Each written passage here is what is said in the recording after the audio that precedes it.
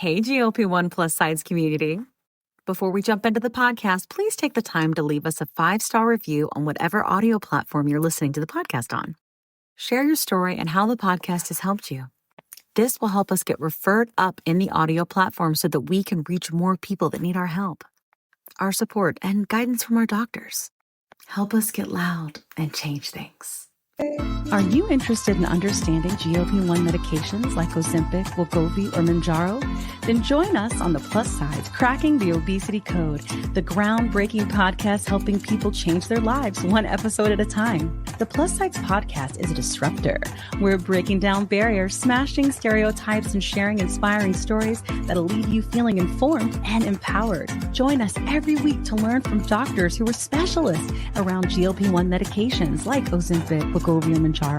They'll provide you with science and facts to validate these incredible stories. But that's not all. We'll also bring you the voices of the GLP-1 Mounjaro TikTok community, real people who face the challenges of obesity-related diseases and disorders and discovered the incredible plus sides of GLP-1 medications. Our episodes are filled with heartwarming stories, laughter, and moments of triumph. You'll connect with our amazing community members who are reclaiming their health and experiencing their fullest lives. Are you ready to embark on a journey of discovery and empowerment? Tune in to the Plus Sides, Cracking the Obesity Code, and together we'll change the narrative around obesity and end the stigma.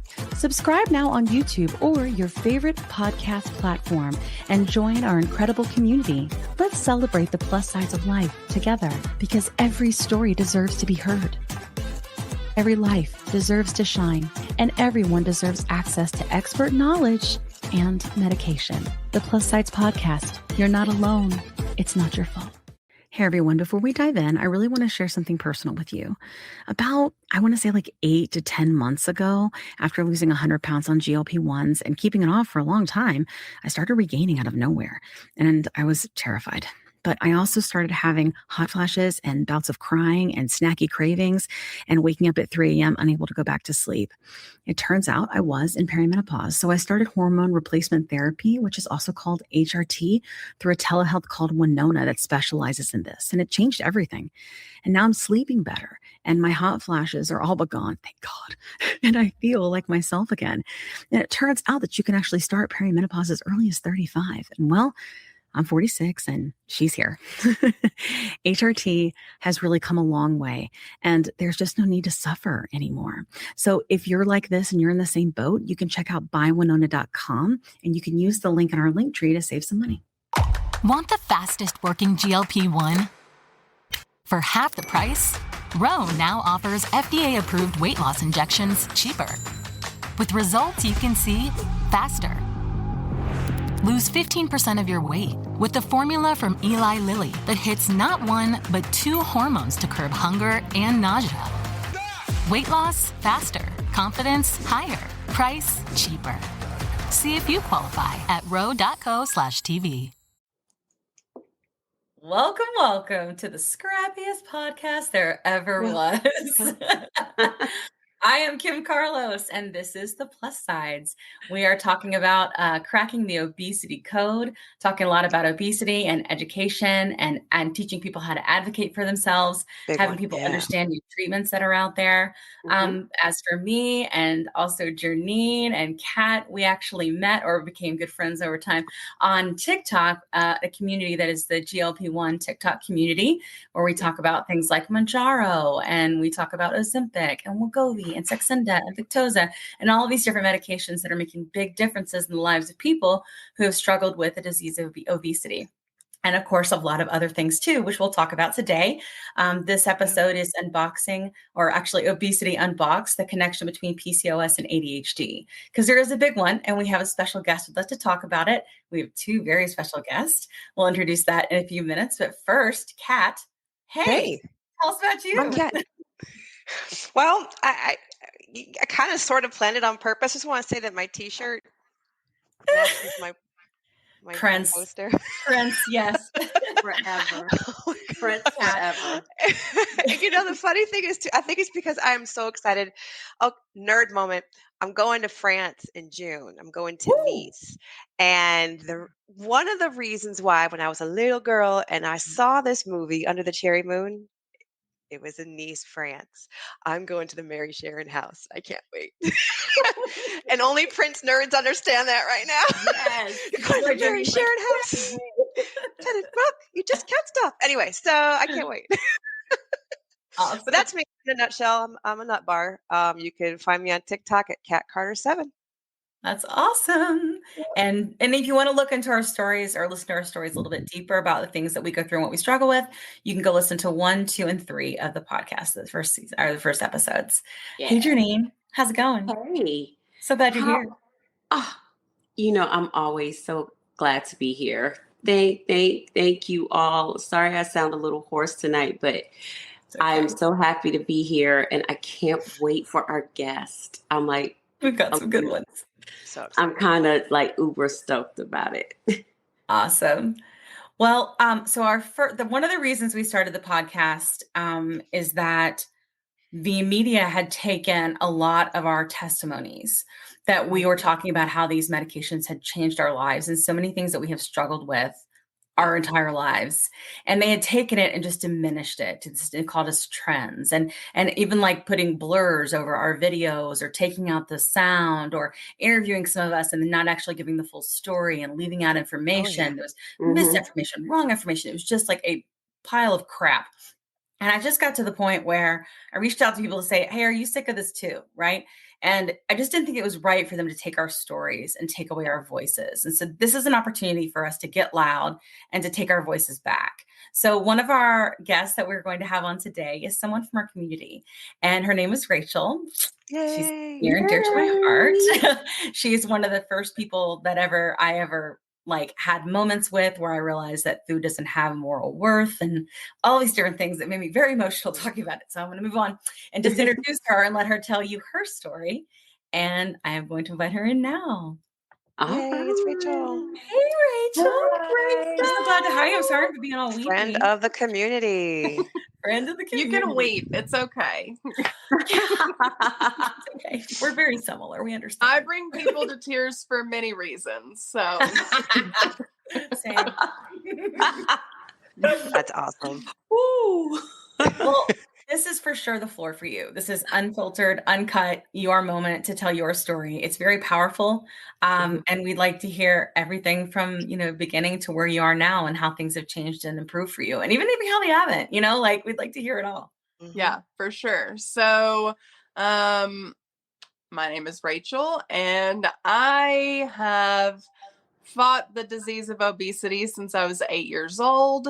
And that's not something that I think any of us really realize, until recently, that obesity is a disease. And, I just forever blamed myself for all of the reasons that society tells us that people with weight issues, it's their fault. They make you feel like,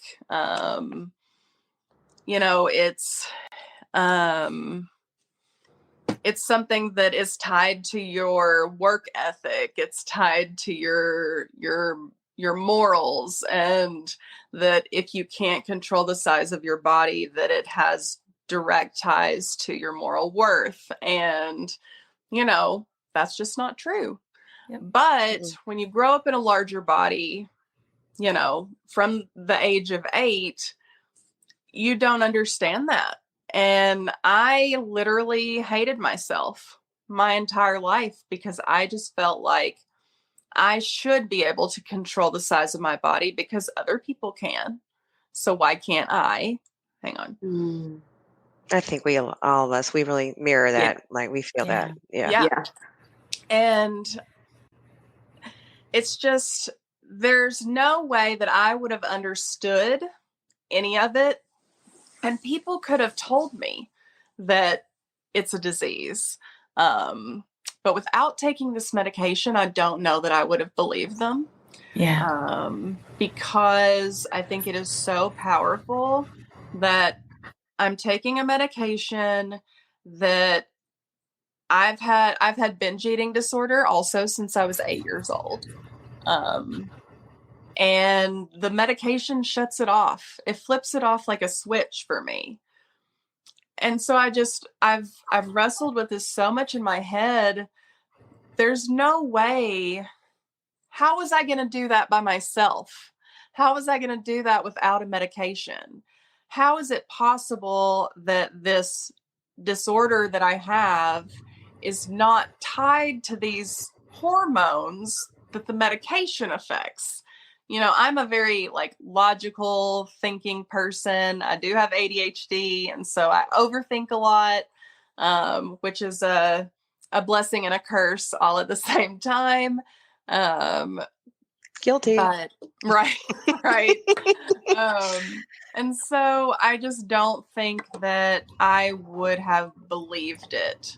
And so I've thought about all of the scientific connections, all of the medical connections, and it has set me free. And it really has been total freedom for me in just knowing that it was not my fault.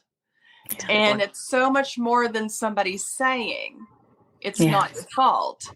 It's that taking a medication shuts it off. So it really wasn't my fault. It's my physiology, you know, my actual body and how it processes things. In addition, for me, you know, it's my brain and my body. You know, I have ADHD, I have binge eating disorder, but I also have PCOS, insulin resistance, and the disease of obesity. And so all of them in concert together, you know, resulted in me weighing 315 pounds for a very long time in my adulthood. I've always been in a larger body. But, you know, I tried so hard to lose weight, and I did lose weight many times, and inevitably it always came right back. And so, yeah, I think the biggest thing for me with these medications is just total freedom from hating myself.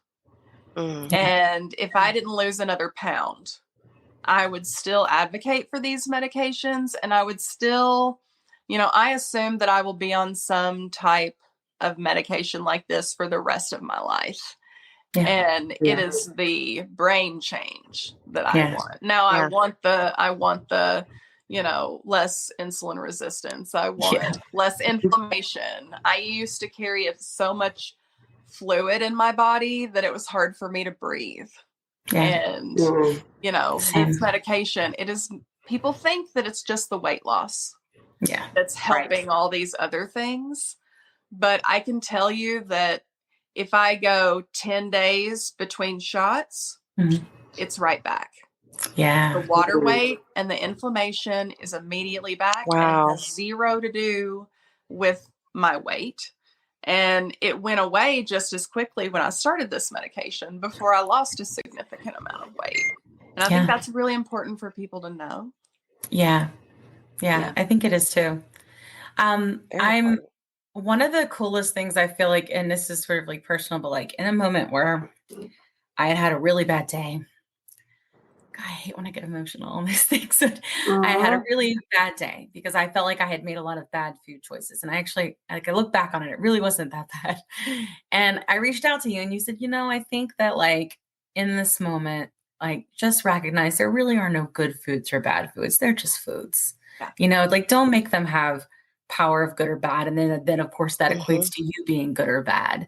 And like in that moment, I really needed to hear that. Like, and that changed everything for me. Cause I was like, oh my God, I'm not horrible. I'm not fat and lazy. I'm not all of these things. And for me, like the medication, very similar than like with you, it turned off that food noise like a switch, you know, and then it seemed like everything changed from there, you know, so I can completely relate to what you're talking about. In terms of like things with PCOS and with your cycle, if you feel comfortable explaining any of that, because there's so many listeners that I know struggle with this or know or love someone that does. Can you explain a little bit about that and how this has helped you in that area? Like in what ways? I think too, a lot of people have PCOS and they do not know it. I think that a lot of doctors, we have some good ones too. Yeah, we A do. lot of doctors don't worry about it until you're trying to get pregnant. Yeah. And they don't Yes. even discuss what's going on.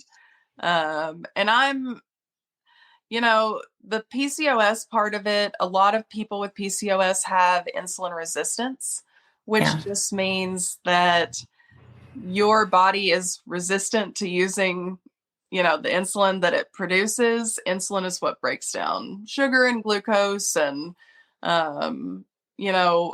a lot of people who are diabetic are insulin resistant too. But a lot of people who aren't are as well. And they don't realize that all of those things are so closely, not linked, but so similar. And we all have a lot of the same symptoms. And the biggest one for a lot of people is cycle. So my cycle just never stopped when I was young. So I just bled forever, basically. Wow. So that's what sent me to the doctor, because my mom was exhausting. like, this is not right. This is weird and not supposed to be happening. But I had read an article in 17 magazine about PCOS. Now, this was a while ago, before the internet, or when the internet was a baby. And so I told my doctor about it, and he didn't know what PCOS was. He didn't know what it was. This was, I don't know, I'd have to count the years, but in the 90s. And so many people have it. And it's just wild to think about. Yeah, Janine had said that in her story before, that people just didn't talk about that, and that she didn't even realize that it was a thing until she started like seeing things like hairs on her face and things like that, and because no one talked about it, Yeah. And that's what we're doing here, right? We're talking about it. And it's such an embarrassing thing for so many girls. Like my friends pointed out long black hairs on my neck right here. I didn't know I had them. Who's looking at their neck when they're, 12 years old, 13 years old? And it was mortifying, and I was just beside myself. I was already a very shy person. And so I just,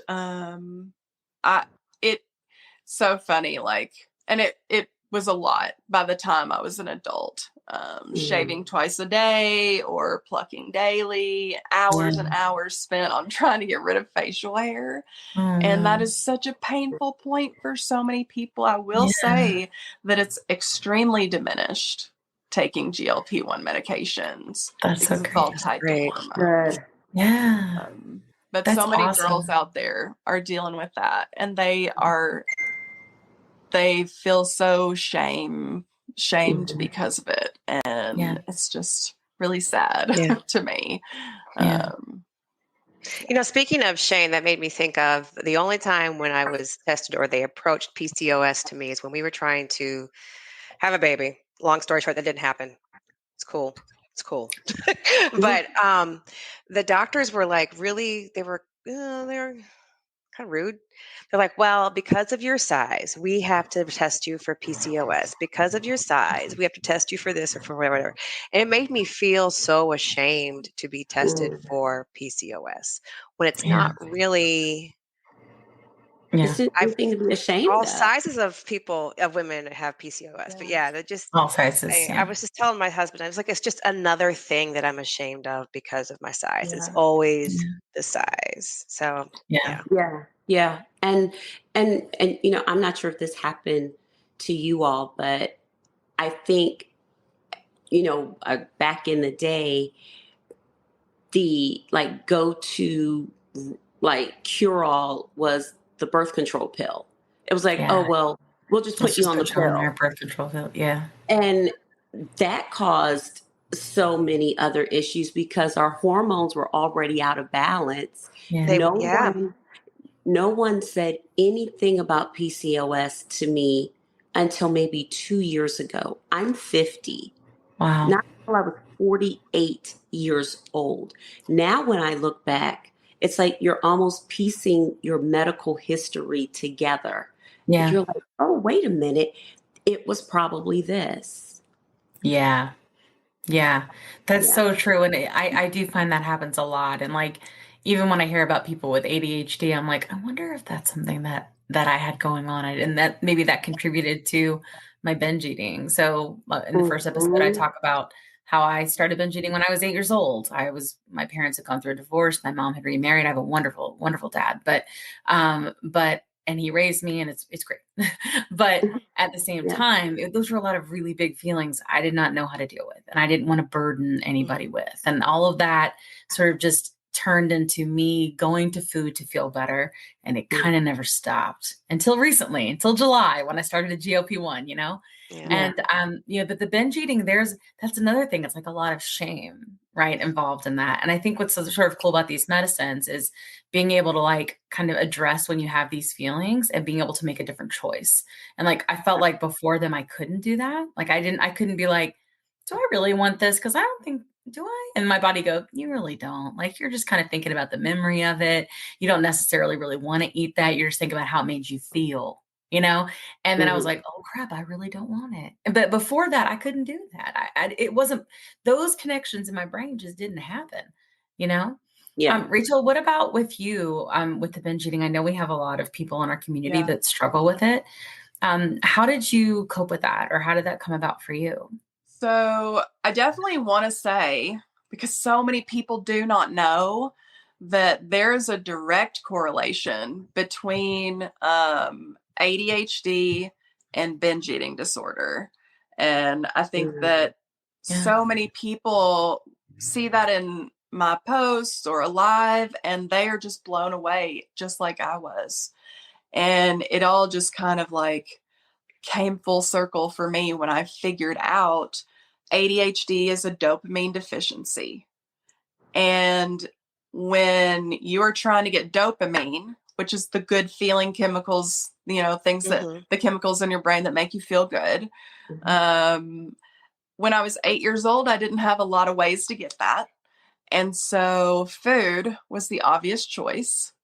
And so when your brain learns that it can get dopamine from food, it's just, for so many people, it kind of triggers BED. And when I understood just that simple science of it, of course, right? And this medication is helping that. Somehow this medication is affecting the reward centers of the brain. Somehow, Right. there are people who are beating addictions and alcoholism, and that is all tied to the reward centers of your brain as well. And it is wild to me that the media is not just all over this story. Do we not? It's so much better, right? Because it's obesity, and that's the moral failing. That is the you know what? Just eat right and move more. And that works for everybody, because you have failed at life. Yeah. So now you have this connotation connected to it, but I'm pretty sure they'll come around, but that I think is the resistance, the cause of it. Well, I totally agree. I mean, I think that, and I hope so. Like, I hope so, Kat. Like, this is a big thing to overcome, and that's what we're all trying to be a part of, But like, it kills me sometimes when I think to myself, if they actually did their job and they research these medications and the benefits that they're providing and the data upon data that's out there to support it, like scientific data for years, if they would look at that, that is so much better and so much better story than the sensational shit that they spin. Like, it really is. Like, it blows my mind that they wouldn't actually just go, you're missing the point. It's right here, I've been screaming it for months. Yes. I just don't understand. You all are missing the point. Like, I don't get it. I don't understand. Yeah, I don't either. Wild to me. Yeah. Like, when I saw a doctor go on one of these news programs, they were morning shows, but one of these news programs, and literally listed Ozempic face as a side effect Yeah. I about fell out. That is incredibly irresponsible. And so that's the thing is like, this is so typical, right? This is why we all love TikTok so much, right? There's not people telling us and policing us and saying that we like can't say what we feel and what we think and things that are real and true. So we have like our own kind of set of communication and stories and things that people, and again, they're just missing the point. Why don't they just get on TikTok? I don't know. It's sensational enough. Like, this is sensational. It is sensational. I know. It's amazing. I don't get it. My dad was an addict.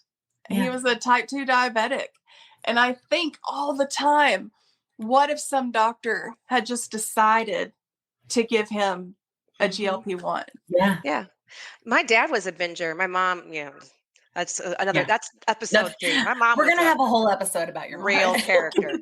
But my dad was a binger, but my mother, she would find a fault and be a real jerk about it. So she would be like, your father's got bags and bags of empty candy bars in the car every GD day and my dad was binging. I was like, well, shoot, he needed a release. Yeah. Right. He needed an escape. But I really do think it probably is hereditary. My dad was a binger. Yeah. Well, ADHD, I'm pretty sure is hereditary. And so it really is all like, all these things are so enmeshed and tied. You can't connect. It's almost like you can't say one causes the other, because you could say the other causes this one. It's so interesting. Yeah. And I've had those like additional benefits as well, Rachel, like you, like outside, of the core reason to take the medicine, right, is to treat the obesity, because there's so many things that are related to the obesity. And so like, I honestly can say, and I still have a lot of weight to lose. In terms of like getting to what's considered, not like how I feel comfortable in my body, but you just have a lot of fun in front of you. Yeah, that's what it is. Mm-hmm. And, but for me, if I didn't lose another pound, and it was safe, I would take this medicine forever, because it's made that big of a difference in my mental health, my reduction of obsessive thoughts, my reduction of complete anxiety, out of control, self-doubt, all of these different things. I just don't have it anymore. It's like this. And so to me, that, and just like you said, Rachel, like I wouldn't have believed it if I hadn't taken the medicine, right? Because that's the magic of it. Like all the bullshit they talk about, and it doesn't melt your fat or anything like that. But the magic of it is what it does to your brain. And you said it perfect. It frees it, right? It frees it. And then you can make these decisions and these choices and have these feelings, and it's okay. And you forgive yourself. Like it's a process, but man, it feels great to be on the road. Don't you think? And I think too, like, somebody in a comment section once where I'm constantly trying to, I know you are. If there's misinformation, I'm probably there, type in. But I said it was freeing. And someone said, just listen to yourself. Like the amount of shame they want to place on you for taking a medication instead of just white knuckling it, like we all tried to do our entire lives. Our entire lives. And there's such a shame. Yeah. There's so you're much afraid to talk to your doctor because you're ashamed of yourself. Yeah. Listen to me. What do you mean? I'm free. You don't understand. If you are not obese, have BED, then you don't understand. Yes. You don't possibly understand. You can't why possibly. In the world are you shaming people for taking medication to treat disease and disorder? I don't understand it. Yeah. I know there was one doctor that I saw that was running around TikTok, and he's like, I want to say he was in Ireland. And he said, well, of course they're upset that they can't get their medicine. They haven't been treated, and everybody's telling it's their fault all the time, and of course they feel like that. This is actually changing things for them, And I was like, that's exactly what it is. Like, but I think the perception is out there that those who are obese, we are fat, we are lazy. We are taking medicine from people where they're more deserving because of their disease and all these different things. But what they don't realize is 80% of type 2 diabetics suffer from obesity. Like, it's a major problem. We have way more alike than we do not. And I hate that they stigmatize things like this because they're related. And that's the reason that we're like, leveraging these medications and being able to have success with them. And I'm just so tired of the spin out there that, and there's these medications, like you said, they've been used to treat so many other things than just, a symptom of obesity, right? Which would be, like just the weight, right? It's not just the weight. So I really hope that we can change things because I don't like that perception because it's not true. Like, it's just not true. And society is going to hold on to that narrative as long as they can because it's not really a conscious bias, I don't think. Yeah. But it's an unconscious bias where they have been told that if you are living in a larger body, it is your fault. And it is, it is because of your own personal failing. Yeah. And they can't separate that from the now science. Yeah. Which tells us it's not true. Okay. We've thought it forever, but guess what? It's not true. So when does society get told, you don't get to say this shit anymore? Yeah, right? Totally right. You don't get to say this shit anymore because you wouldn't tell somebody with rheumatoid arthritis not to take their medication. Right. Or somebody with depression not to take theirs. Like, when did that switch happen? Exactly. Like, at some point that switch did happen where people weren't like, get over it, feel better, like brighten up, like shake it off. Like, people quit doing that. They were like, oh, like go see a doctor and get on some medicine. But for this, they haven't quite gotten there yet. So I'm hoping like we're on the path, but we for sure are. I mean, things are changing. Things are moving. They've moving pretty quick, I think, too, since the launch of Mounjaro. That's for sure. Oh yeah. Yeah. Yeah. Oh yeah. It's moving and shaking in social media. we're amazed. Yeah. And that's why people are so loud. People think that we're getting paid by Mounjaro. Mounjaro's not paying me anything. I am amazed. My life has changed. I've struggled my entire life, all 40 years, and if you don't know the struggle, I am so happy you don't. I'm so happy too. I'm so happy you don't. But they probably know someone that does, right? Yeah. Like, I mean, if they don't know it, great. But they probably love someone or know someone. They probably do. That does. Mm-hmm. But they probably thought that they were somehow superior to that person their entire lives. Yes. Because that is what society has taught them. Yeah. And it's not, I don't think people are walking around like, I'm better than fat people. Fat people can't be, it's not a subconscious thing. Yeah. It's a subconscious bias, which we see all over in many different areas, but this is one that's hanging on for a long time because they feel like they can blame us for it. Mm-hmm. Yeah. I think also when you said like we're all being very loud about this, and we're finding our voices. I know from my perspective and my story, and I am such an extrovert, but I really did shrink all of my life because of the shame, right? Mm-hmm. And I was quiet about it. I didn't like people talking about my weight. I obviously carried it. And I don't know if you haven't seen my previous stories, but I've always been into fitness, ran, weights, everything.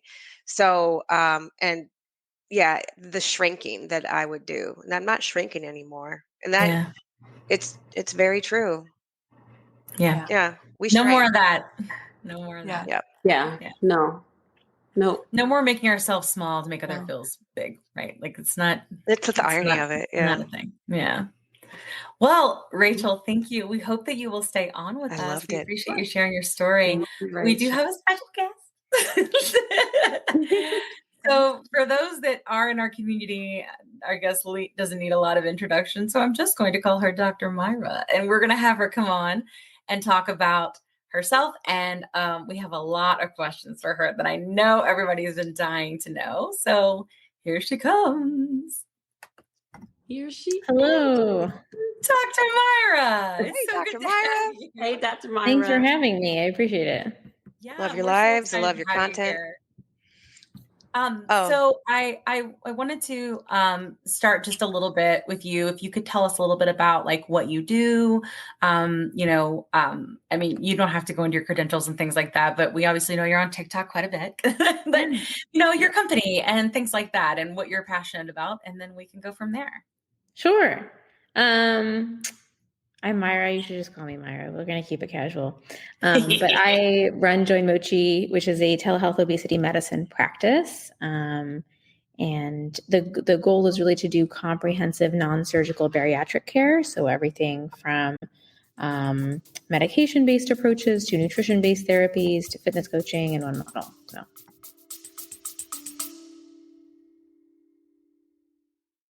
Quick pause here. I've had moments on my GLP-1 journey where insurance changes or rising costs force me to look for a new provider. And honestly, that process can feel very overwhelming. But that's why the Plus Sides podcast has partnered with GLP Winner to give our subscribers a resource to help them make that decision easier.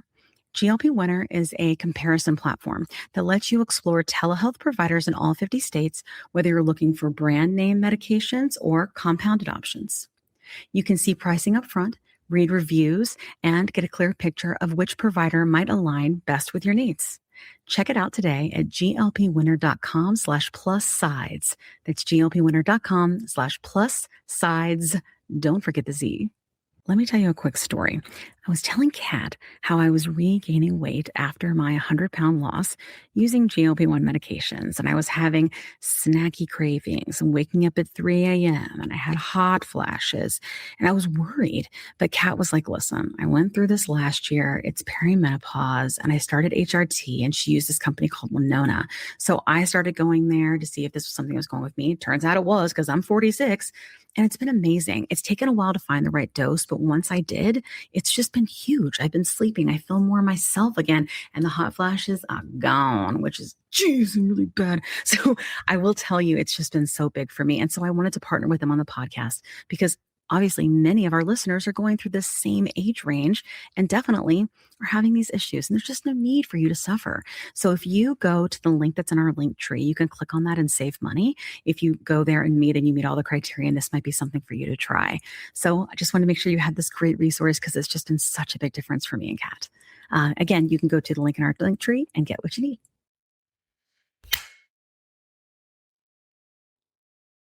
"20 seconds a week to lose 20% of your weight in a year with diet and exercise." That's the power of GLP-1s through Ro. Ro helps find the medication that's right for you, based on cost, availability, and your weight loss goals. Losing weight with GLP-1s is possible through Ro. Awesome. And what made you feel like that was an area you wanted to go and a company you wanted to start? Yeah. I was initially really interested in vascular and thoracic surgery, which is a very different space. But then I ended up doing a research project I did this thesis on basically bariatric management and outcomes and the laparoscopic revolution that we've seen, which is that a lot of bariatric surgery pre-2000s or early 2000s used to be big open surgical approaches, and then it became laparoscopic, endoscopic, balloon, a whole bunch of other things. And there was also this explosion around medication-based management, both pre-operatively and post-operatively, so much so that many patients never actually get bariatric surgery. They go to bariatric surgery centers as a referral from primary care and end up going through medication-based and lifestyle management approaches. And then I was working through this whole project and talked to my thesis advisor, like, why does this not exist? I was in Washington. The area had like 5 million people, and there were 3 of these centers, and they each had a 2-year-long wait list, and nobody knew that these things existed. Like, everybody I talked to was looking for supplements, looking for berberine, looking for any kind of number of things to try to help with this, and none of them were evidence-based FDA-approved medications because they didn't know that it existed. So yeah, that's amazing. Well, that's so cool. It's so nice when you like can do something you're into and then like it sort of spins off into like something you're even more passionate about and you're solving even bigger problems. So you're not basic. That's okay.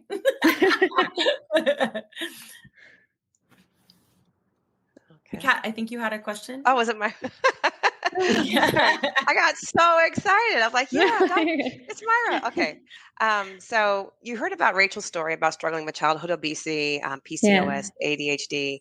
How are GLP-1s helping to alleviate those PCOS symptoms? Yeah. I think that there's a number of different ways that GLP-1 medications work for PCOS. I made a video on this a while ago, but there's the initial benefit of helping with weight loss. And of course, weight and fat cells are a hormone producing type of cell. Mhm. And so just in that effect alone, it can oftentimes help with a lot of the insulin resistance and symptoms of hyperandrogenism that PCOS patients have. PCOS is interesting though, because there's been a lot of research into specifically how GLP-1s can also be help to resume ovulation, help on ultrasound to reduce ovarian follicle size, help with restoring fertility in a lot of patients. So there's a lot of hand waving happening with like specifically why GLP-1s outside of weight loss can help. But yeah, a lot of different mechanisms. That's incredible. And going into like say ADHD, would that also make that hormonal connection as well with the Yeah, I think PCOS? ADHD is a little different. There's a number of addictive pathways that GLP-1s also work on. Mm-hmm. A lot of what Rachel said is true, right? In the dopaminergic pathways of using food as a reward system. GLP-1s can also help with those. So they've been seen to help with alcohol addictions, help with smoking, help with shopping addiction, help with a lot of patients after bariatric surgery end up with things called transfer addiction, which is that they transfer their addictions from food to other things. Yeah. And being on GLP-1s can be really helpful with that to suppress those cravings. So that's great. Yeah. I wanted to kind of expand. I'm going to be selfish for a moment because this is what I went through. So I tried Contrave a couple of years ago. And while I felt somewhat of a shift, Contrave like twisted up my insides like a pretzel. Like the abdominal pain and cramps were terrible. And it turned my menstrual cramps into like I had to be off work, vomiting. They were really violent. And then I stopped taking it. But I would still occasionally have that abdominal pain. Doctors had me do a saline ultrasound, couldn't find anything. Colonoscopy, you're fine. But I've noticed since taking the Mounjaro, because that after I stopped taking the Contrave, it would still kind of surface every couple of months. I'd have those twisty cramps. But ever since taking the Mounjaro, I have not had the big bad monster hit. And so my doctor and I are thinking that maybe was it hormonal causing my insides to just be ravaged? Yeah. Is there a way that Contrave does that to your hormones? Or as far as I know, Contrave isn't really working on the same hormonal pathways. So Contrave is a combination of bupropion and naltrexone, bupropion being an atypical antidepressant and naltrexone being a medication that's usually used for all kinds of different addictions, most commonly used for smoking cessation, but it can also be used for obesity in combination with bupropion. I don't think it has the side effect of doing anything to your insides or altering hormones. Mostly it's working through craving reward pathways. So very interesting. Wow. Got to find some things to get where we are. So that was great. Yeah. Well, thank you so much. Yeah, of course. Well, Dr. Myra, thank you. I'm fanning out a little bit too,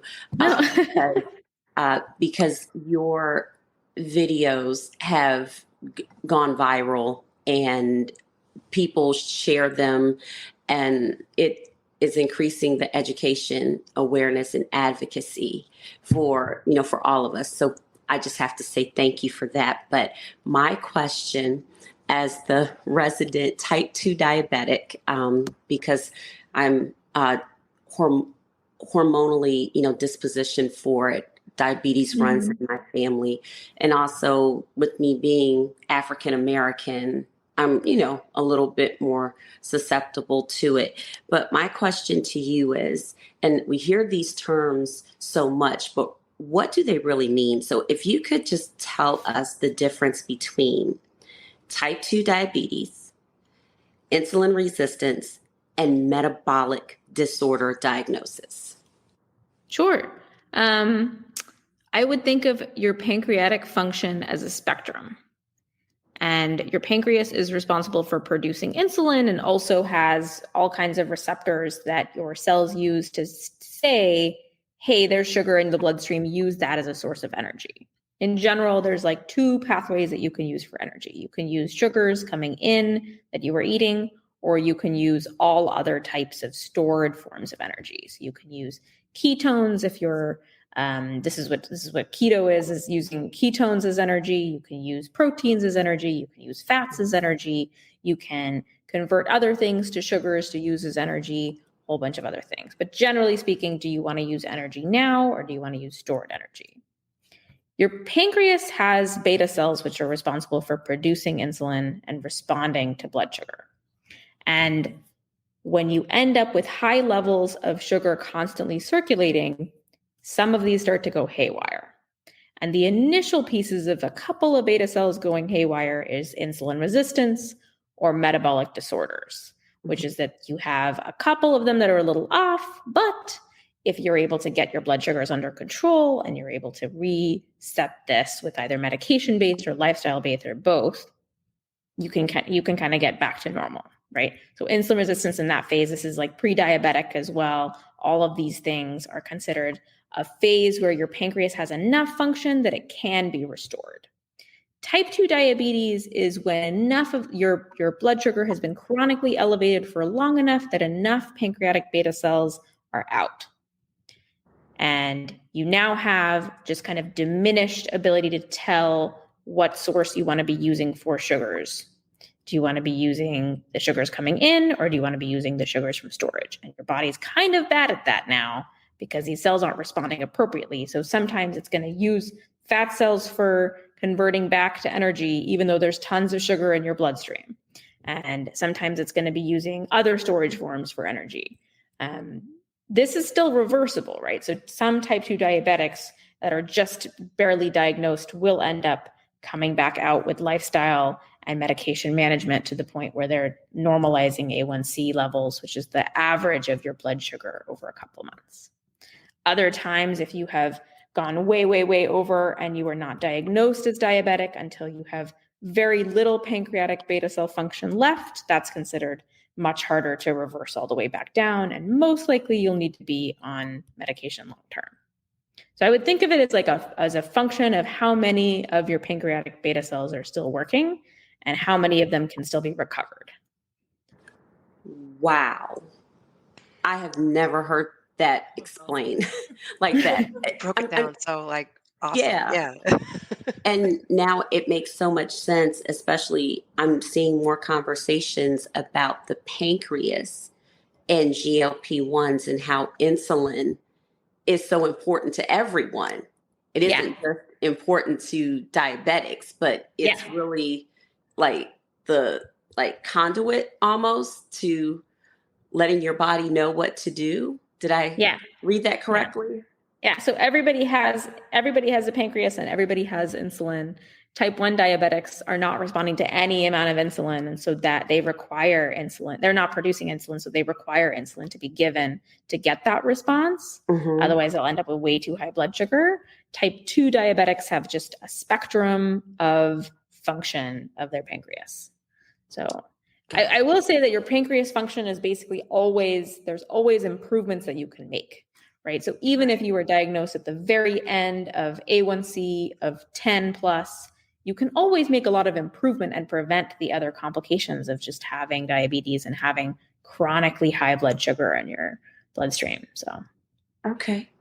Well, great. Well, I have a second question since we're on this train. So why do we treat type 2 diabetes and obesity in similar ways now with GLP-1 medications? And do you think these medications might eventually replace surgery? I think this is two different questions. Sorry.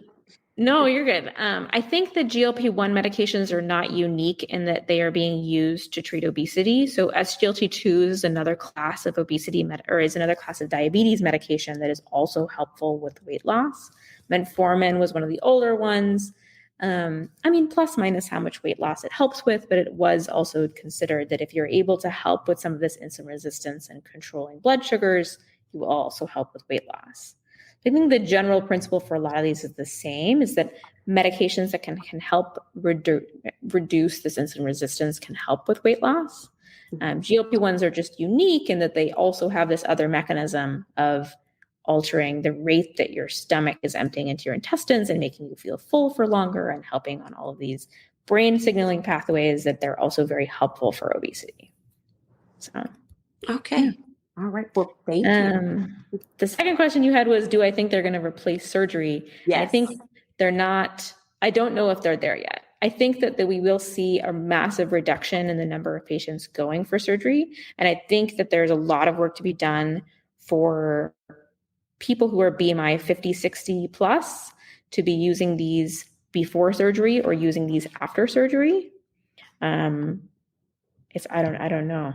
I don't think there's enough out there yet to know if it's going to get rid of surgery completely. There's always going to be a use case for surgery. Yeah. We've been learning actually quite a lot about that in the podcast, learning about the different kinds of bariatric and even like that there are pediatric bariatric surgeons. Thank you for that. Yeah. So that's awesome. I have some questions. Okay. So, I know, so one of my favorite things about you is that I love, and it's probably because I'm a marketer, I love how you back things up with data. You're like, no, this is what the data shows. Let's look at the data.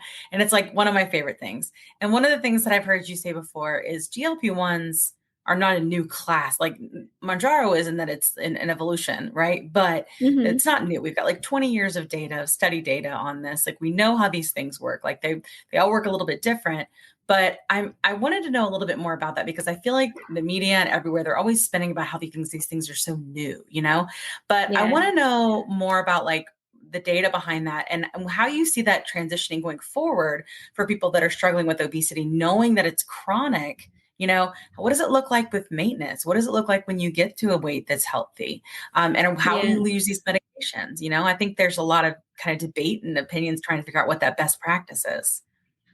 Yeah, absolutely. I think they have been around I think it was like 2005 that the first GLP-1s were approved. And so they have been around for decades and they've been used very widely for decades. The evidence that we have for obesity only for patients using them off, or I guess on label now for obesity is much more limited. Theoretically, all the side effects, all of the long-term complications, all of the long-term impact of being on any medication for 10 years is going to be very similar for people who are using it for type 2 diabetes and for obesity. But we also just haven't seen the same kind of scale for wegovy, which is, I think, where a lot of this nervousness comes from people. So right now, there's like hundreds of thousands of people getting on wegovy and getting on Ozempic and getting on Mounjaro, and it's just it's becoming more normalized to be on obesity medication. I think that's kind of scary for a lot of the media. Yeah. That being said, there's so many meta-analyses around people being on GLP-1s for 5+ years and what their A1C looks like and what their comorbidities look like and all of that. So cool. Yeah. That's in terms of maintenance on these medications, there's actually very limited information on what maintenance is going to look like long-term for people using it only for obesity. Most of the focus has been on how can we control A1Cs and insulin resistance for type 2 diabetics on these medications long-term, and not on how can we make sure that the patient is able to maintain the same weight. So, yeah. That's one thing I've said too for myself is I'm like, I may always be on something like this. But there may be something else that they come up with in 5 years that replaces this, that isn't the same thing, you know? So I'm just sort of like on the train of that's a job for future Kim to worry about. Right now, I'm just worrying about this, you know? So but I just wanted to ask, because I feel like a lot of people are curious, like, what are we going to do next? And what does this look like? And it happens a lot in our community. So thanks for answering that. Yeah. The other question I wanted to ask you is, because you like to talk a lot about studies and data, and I love that, is the SURMONT-2 study that just came out. So I'm really curious kind of about really what your position is on that. I know you've done a TikTok on it, but obviously not everybody listening or watching may not follow you. Can you talk to us a little bit about what that is? And of course, like what you think that may end up doing in terms of how insurance will start treating these medications and covering them? Yeah. So basically the SURMONT-2 trial is the second of 5 trials that Eli Lilly is doing for Mounjaro. In order to get any medication approved by the FDA for a certain indication, you need 2 large-scale phase 3 clinical trials to be submitted. I'm sorry. I have a 10-week-old kitten and it is losing its mind. That's okay. We're animal lovers. Yes. Okay. The goal with SURMOUNT-2 is basically to prove that it is useful for obesity and for type 2 diabetes. I think you need both SURMOUNT-1 and SURMOUNT-2 results to be finalized and for the FDA to review them before any decision can happen by the FDA. I think it's unlikely that the FDA will approve it for obesity before the fall. From the data from SURMOUNT-2, it looks like it is a better drug than Ozempic or Wegovy. But I think it is also going to be really hard to get coverage for these medications. Before FDA approves it, I'm thinking very, very limited coverage. Yeah. After FDA approves it for obesity, I think all the plans that have Wegovy will add it. And I think some plans slowly will continue to add it. I think the biggest barrier is going to be CMS adding it. Center for Medicare and Medicaid Services has a carve out for 2 different classes of medication. Infertility treatments and obesity medications are specifically, it's written in there that you cannot cover these under any circumstances because it's considered cosmetic and the government won't pay for it.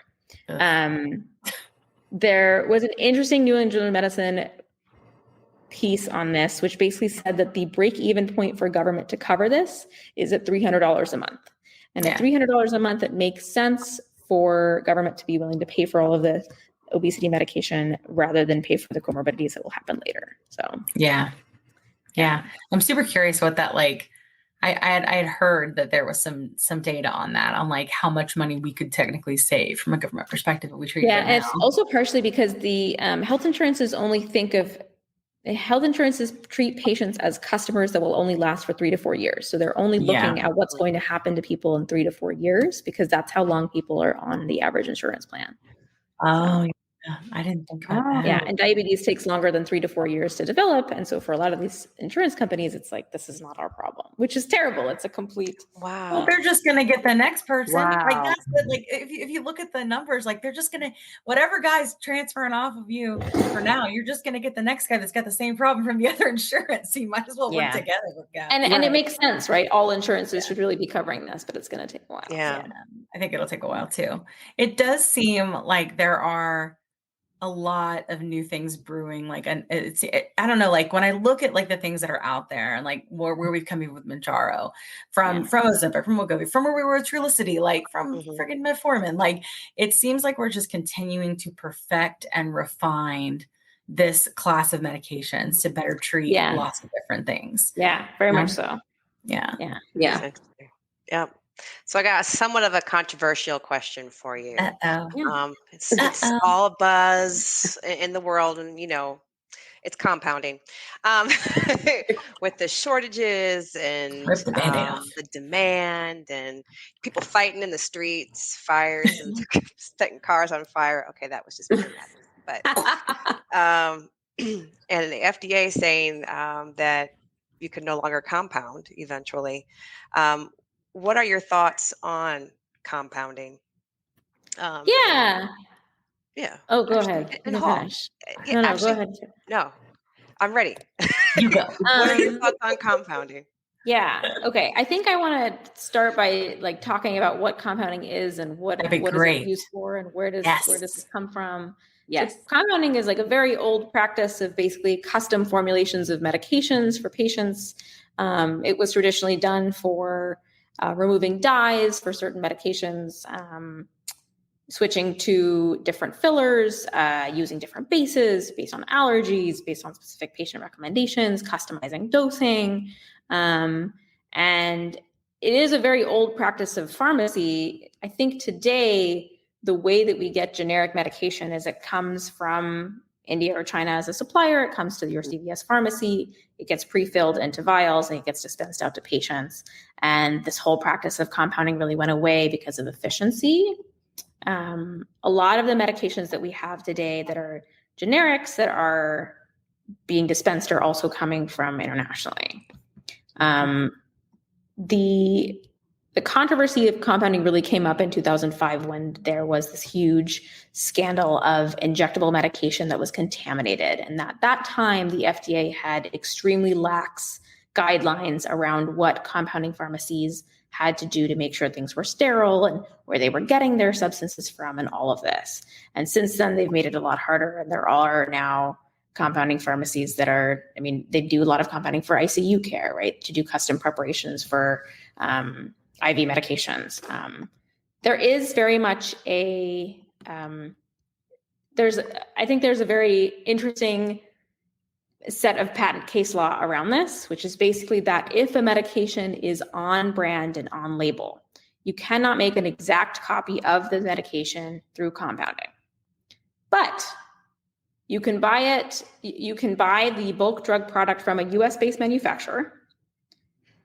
You can make almost the exact same medication. So you can do very, very slight dosage changes to bypass the patent with the exact same other ingredients using all US-based manufacturing. And you can also do a slight difference. So you can add some things like vitamin B6, B12, anything like that. That's basically what legitimate compounding pharmacies are doing right now, is that they're able to buy bulk drug product from a Pennsylvania-based facility or North Carolina-based facility, and then mix it with one or two, either do the different dosing or mix it with vitamin B6 or B12 to bypass the patent. The guidance that's been issued from North Carolina and Mississippi and from some of these other states is very much going after all of the pharmacies that are using research use chemical or asking people to reconstitute their own peptide, which is an extremely sketchy way to go. Because reconstituting is buying powder, is buying research use powder, mixing it up yourself with sterile water, and then injecting it. And so there's no sterility with any of that. Research use chemicals, of course. Oh, this is my kitten. Hey, hey, kitty. Yeah. Research use chemical is it's just not tested for human use. There's no beyond use date testing. There's nothing that's been done to check that it's going to be legitimate or have the same effect in your body. So, yeah. Wow. Okay. So the FDA does also have a lot of very interesting guidance around how compounding pharmacies are supposed to exist. What is the research they're supposed to be doing to make sure that's the same product? What is the testing they have to submit to? All the regulations that they have to do to exist as a pharmacy. I just think that there's good actors in the space and there's bad actors in the space, and differentiating these has become patient responsibility, which is the scary part, which is that you're leaving it up to patients to say, like, find your own compounding pharmacy and do your own cost differentiating and all of that. Yeah. So that makes sense. Yeah. In terms of like with the changes that are coming, with people saying, oh, well, there were laws during COVID where it like opened up a lot more things for compound in general. And now that's going to change. So what will patients that are using a compound now, right? Like what should they be looking for to see if this is something you should continue or if they should go and look somewhere else? Like if they're seeing a sketchy pharmacy or not. Yeah, like how do they know if it's sketchy? Yeah. If if it says research use, that's an obvious red flag. Well, yeah. If the pharmacy that you're ordering from is, I guess the biggest things is research use, and if it has anything to do with reconstituting your own peptide, that's extremely sketchy, and it's very likely that you're getting something that's not a legitimate product. As far as differentiating between like multiple different vials, it's pretty hard for patients to be able to do. So so some of these pharmacies that are saying like they're not going to carry semaglutide anymore after a certain date, and they're saying, oh, come now and we'll give you 3 months supply because that way you'll be prepared because we won't sell anymore. What is making them say that they're not going to sell it anymore? Like, so if you're making an exact duplicate of an on-patent product, they're doing the somebody will come after you for patent infringement. Because it's exact duplicates. Because it's an exact duplicate. Okay. Also, I think that's a money grab. My personal sense on that is I think that's a money grab to try to like fear monger around this North Carolina, Mississippi stuff. Yeah. Makes sense. Yeah, I'm sure. Yeah. Money grab. Yeah. I can see that. Is it more of, and I think, and I'm not sure if it's just the algorithm, but if you go onto Instagram or when you go to Google, I know I start seeing so many ads for semaglutide from like wellness clinics or, weight loss spas and things like that. What is your... Uh-oh. Uh-oh. Oh, you're cutting out. You're frozen, Janine. We're just going to move forward until she comes back. It happens sometimes. Sorry, Janine. You're back. Oh, there you are. Hey there. Sorry, you froze for a second. What is your... Take it over. You were posing. You were just posing. Can you hear us? This every episode, somebody This is has awesome. something. Okay. I think she's in process. I don't want to Yeah. take your question from you. She was asking about like what other GLP-1s are coming and when. Yeah. Coming down the pipeline. You could tell us like some others that are like in studies and yeah, there's a ton that are in studies. I think the general four of like the large pharmaceutical companies that are trying to get in the obesity medicine space, there are four mechanisms that they're going for. Different types of GLP-1s, meaning that like we know that GLP-1 works. We know that it's a naturally produced hormone. We know that if you could give GLP-1 to people, it does work. How can you basically make it last longer in your body is the whole game. So with Ozempic and Wegovy, changing up the side chain to make it last in your body for a week was a revolutionary thing compared to Saxenda, which is a daily injectable, or any of the older ones. The newer ones that are coming down the pipeline are some combination of GLP-1, GIP, glucagon receptor agonists, and amylin receptor agonists. This is kind of the four mechanisms that people are going for. So GLP-1s include all of the Ozempic, Wegovy, et cetera. There's cotadutide, but I think that one is going to get pulled from the market just because it works about as Saxenda. It works about as well as Saxenda, and it's not coming out for 2 years. And so I think Amgen is like, this ship's not gonna fly. There's retatrutide, which I think is the most exciting one that's coming out, which is the triple agonist from Eli Lilly, which is GLP-1, GIP, and glucagon. That one has extremely good data, and that one's the only one that even 3 months after the last injection, patients still had maintained their weight loss. Oh, wow. Which is the newest one. Wow. Yeah. Which is not true for Mounjaro or for any of the other types. Usually there is some amount of regain as soon as patients come off of medication. There's one that was GIP and glucagon, so not the GLP-1. That one doesn't seem to be doing great in phase 2 trials, so I'm not sure if that one's going to make it. There's CagriSema, which is an amylin and a GLP-1 mixed together. That one is expected to go head-to-head with Mounjaro, and it's a little unclear who's going to win because it's a GLP-1 and amylin analog versus a GLP-1 GIP. And that's a trial that everybody's waiting on. And then there's Eli Lilly has its own amylin analog that's also going against cagrillinide. So cagrillinide is the one from Novo Nordisk. It's going to be mixed to make CagriSema. It's called a KBR something. It's still in phase 2 for their own amylin analog. So, yeah. Wow. And then there's the oral forms of all of this. So, the oral forms are going to be interesting just because there's just a lot of people, especially for pediatric populations, that are very needle phobic. Yeah. And so if you want to make progress in peds, this is going to be giving oral forms is going to be huge. Yeah. Yeah. Yeah. I think, I had kind of heard that like Rybelsus, right, which is, from what I understand, that's like Ozempic, right? But I heard that it wasn't quite as effective as it was using the injections. Is that true? Yeah, some people say that it's not about as effective. It also has higher rates of nausea, relatively speaking. And so some people are just like, why am I doing this when I could get the injectable? So yeah. All right. Well, gosh, thank you so much. I'm so glad that you were coming. This has just been fantastic. I know our audience is going to be so excited to hear this information. And it's really nice too, I think, when we can have stories and like have it validated with like science and data and like, this is real. We're not making it up, So thank you so much for providing that for us, It's really wonderful.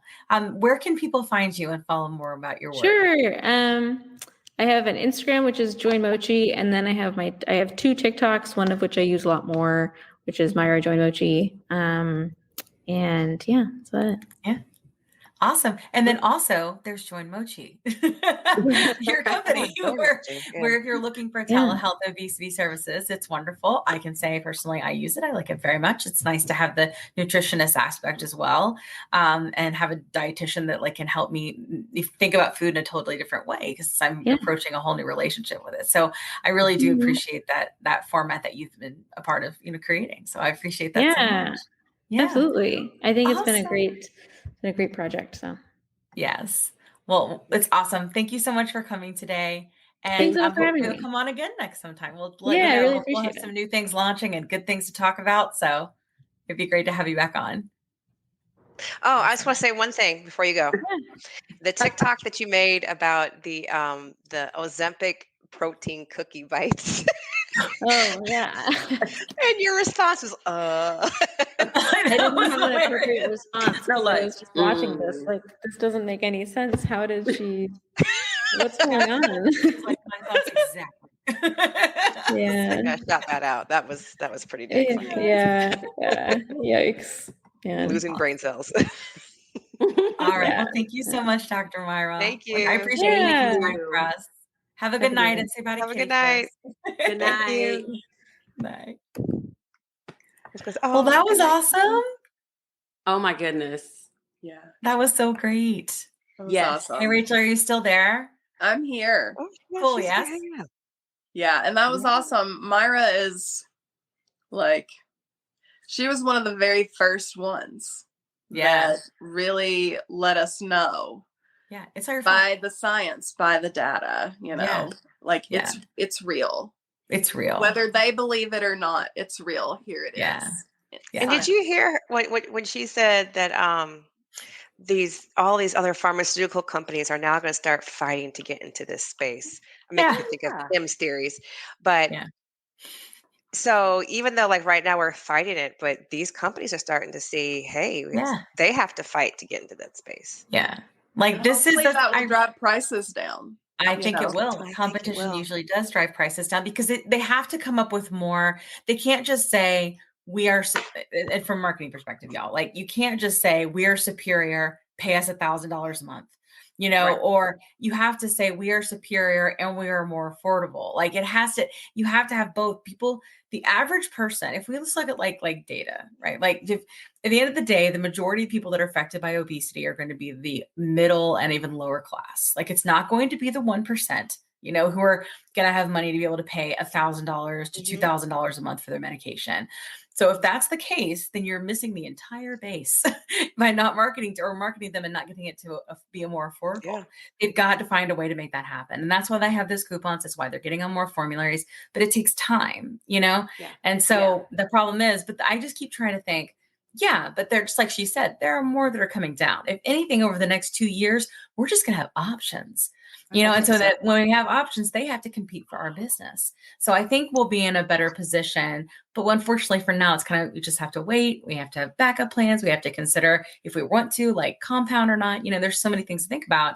And just like she said, especially with like compound, like we're kind of put in a position where we have to make that choice, because there's not enough guidance. And that's a shitty position, frankly, for anybody to have to be in. And I hope that changes. I have a lot of hope because I've seen so much momentum, like even just over the past 6 months, in this space, you guys, and them trying to, get on Medicare and Medicaid. But here's the thing, like if they wanted to if they sold it for $300, they could, like, if they really wanted to. And that's the space they wanted to get at because they knew by getting on Medicare and Medicaid, they knew that they could do that. And they knew that the commercial insurances would then follow, which we know is the trend usually, is that they set the standard, right? If they knew that, then it'd be worth it, right? It'd be worth it to sell it for $300 to have it be break even and it makes sense for the government.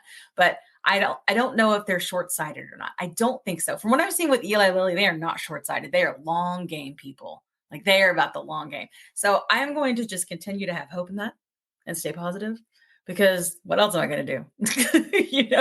Continue to be intrigued by Kim's hypotheses. My true speculation with legitimately no education in healthcare.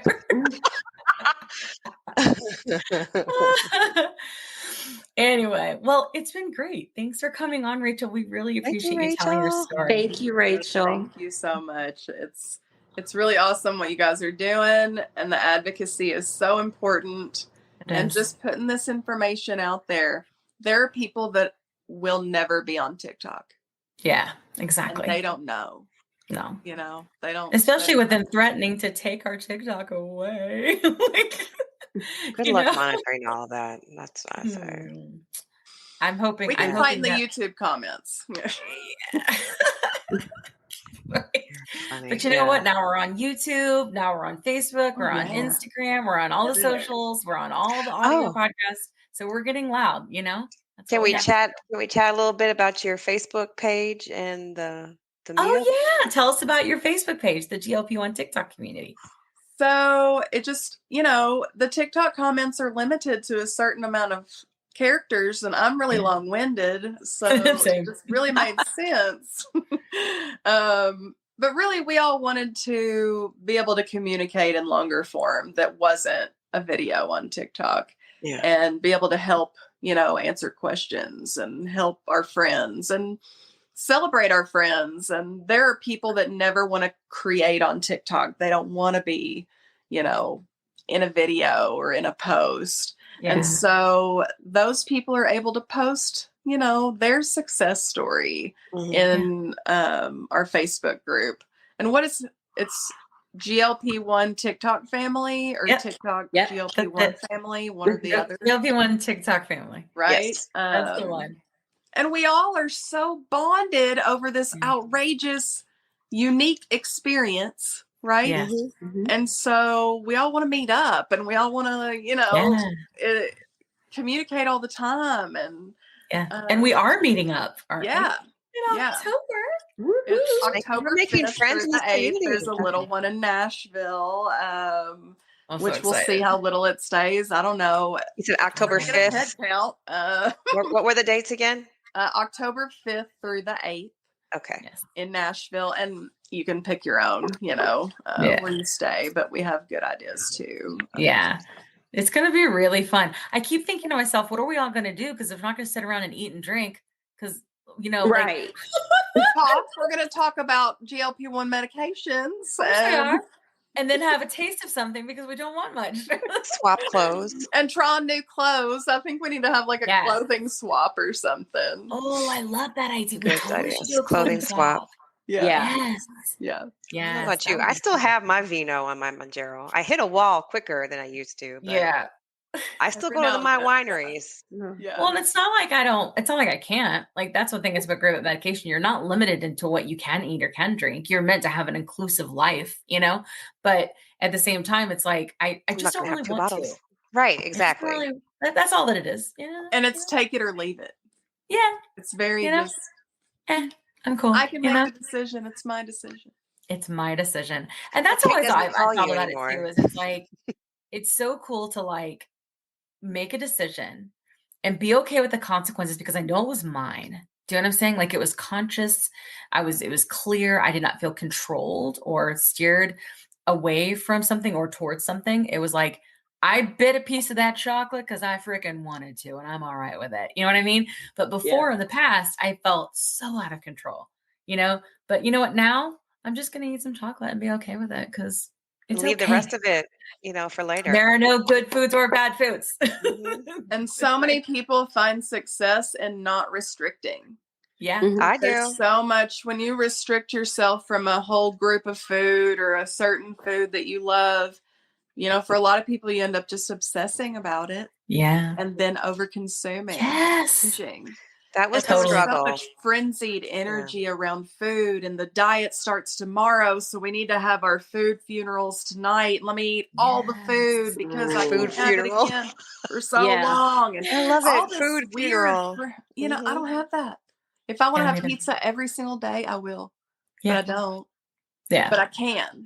And I right. Because you're like, you're normal now. You don't have this. I think this is what normal quote feels like. Like, I think this is it. Like, oh, like I can choose. Like all that, like it turns out like all that, I've always been very driven, and so, but I could never figure out my food. And so that always made me feel like a failure. But it turns out once this was removed, I was able to kind of apply how I do everything. And it's just, that was the real me. It was just hidden by all that crap, and the medicine really cleared that up and provided that freedom, It gives you the feeling of a person that does not have dysregulation of these hormones. Exactly. This is 100%. a dysregulation of these hormones. There's no other answer. No. Because it wouldn't work. The medication wouldn't work.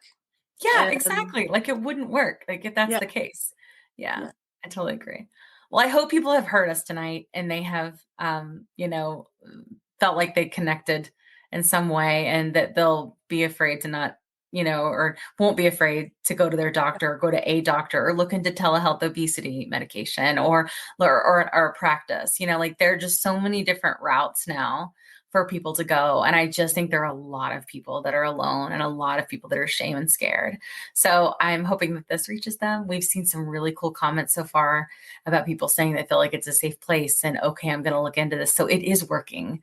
So thank you for being a part of this. This is a safe place. Rachel. Yeah. Thank you. Yes, Thank you. It is a safe place. Have a wonderful night. Thank you. Night, Rachel. She's the best. So that was so nice, right? It was great. Yeah. It was great. Even though we lost our Janine for a little bit. She was here for most of it. Because technology. Just like technology. Technology. Yeah. This is what it is. Anyway, well, let's do our classic sign-offs. So I kind of already started mine, is that the whole purpose of this is that I want you to know you don't have to be ashamed. You don't have to be alone, and that there are solutions out there for you. And I'm always going to end with hasta la pasta. Kat, what's your classic sign off? Always Katharine Hepburn. Always be yourself. Never quit. And don't put too much flour in your brownies. Awesome. What about you, Janine? Brownies. I always say it's a marathon, not a sprint. It is a marathon. So be in it, be consistent, be in it for the long haul. Yeah, for sure. Like, especially if you're starting one of these medicines, like just know, like, it's not a quick fix. Like no matter what people try to say, it's not. No, especially all the shortages and everything. It's definitely a marathon. Definitely a marathon. Look, roll with the punches. Yes. Do not even talk about that. I actually had my first encounter with shortages this weekend. So Welcome. Yeah. Thank you. Just hang on. It'll come. Don't stress out. Don't worry about it. It'll be there. Yeah. Like it's going to work. It'll work out. The biggest reason I think when I hear a shortage, I'm like, it's going to work out because there's way too many millions and billions of dollars to be made by people that want to stay millionaires and billionaires. Right. Mm-hmm. They will make it happen. It may take a minute, but it'll get there. And I just trust capitalism and greed. I'm usually okay in this instance. True indeed. Awesome. Well, thanks everybody for joining us. We will see you next week, and we hope that this was a good episode for you. Bye. Thank you. Bye, friends. Bye. Let me tell you a quick story. I was telling Kat how I was regaining weight after my 100-pound loss using GLP-1 medications, and I was having snacky cravings and waking up at 3 a.m. and I had hot flashes, and I was worried. But Kat was like, listen, I went through this last year. It's perimenopause, and I started HRT, and she used this company called Winona. So I started going there to see if this was something that was going with me. Turns out it was, because I'm 46. And it's been amazing. It's taken a while to find the right dose, but once I did, it's just been huge. I've been sleeping. I feel more myself again. And the hot flashes are gone, which is really bad. So I will tell you, it's just been so big for me. And so I wanted to partner with them on the podcast because obviously many of our listeners are going through this same age range and definitely are having these issues. And there's just no need for you to suffer. So if you go to the link that's in our link tree, you can click on that and save money. If you go there and you meet all the criteria, and this might be something for you to try. So I just want to make sure you had this great resource because it's just been such a big difference for me and Kat. Again, you can go to the link in our link tree and get what you need. Today's episode is brought to you by Ro, a telehealth platform that's changing the game of GLP-1 access. What sets Ro apart? Ro understands the challenges of navigating insurance hurdles and the skyrocketing prices of GLP-1 medications. That's why they specialize in getting insurance approvals for GLP-1s. And if insurance is a barrier, they go a step further by prescribing brand name zepbound vials for prices close to those of compound GLP-1s. With Ro, you're not just getting a prescription, you're getting a partner in your journey that's helping you access affordable treatment and guiding you every step of the way. Whether it's insurance approvals or cost-effective alternatives, Ro is here to make sure that you get the medication you need. Visit ro.co/plussides with a Z today to see how they can help you take control of your weight management journey with affordable, accessible care. That's ro.co/plussides with a Z, making healthcare work for you. Check out the link in our show notes for more details. Are you interested in understanding GLP-1 medications like Ozempic, Wegovy, or Mounjaro? Then join us on the Plus Sides, Cracking the Obesity Code, the groundbreaking podcast helping people change their lives one episode at a time. The Plus Sides podcast is a disruptor. We're breaking down barriers, smashing stereotypes, and sharing inspiring stories that'll leave you feeling informed and empowered. Join us every week to learn from doctors who are specialists around GLP-1 medications like Ozempic, Wegovy, and Mounjaro. They'll provide you with science and facts to validate these incredible stories. But that's not all. We'll also bring you the voices of the GLP-1 Mounjaro TikTok community, real people who face the challenges of obesity-related diseases and disorders and discovered the incredible plus sides of GLP-1 medications. Our episodes are filled with heartwarming stories, laughter, and moments of triumph. You'll connect with our amazing community members who are reclaiming their health and experiencing their fullest lives. Are you ready to embark on a journey of discovery and empowerment? Tune in to the Plus Sides, Cracking the Obesity Code, and together we'll change the narrative around obesity and end the stigma.